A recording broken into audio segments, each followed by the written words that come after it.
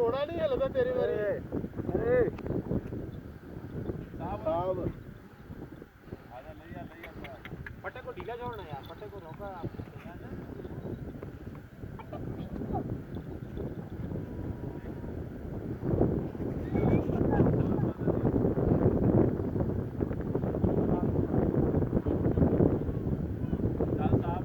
ਆਵਾਂ।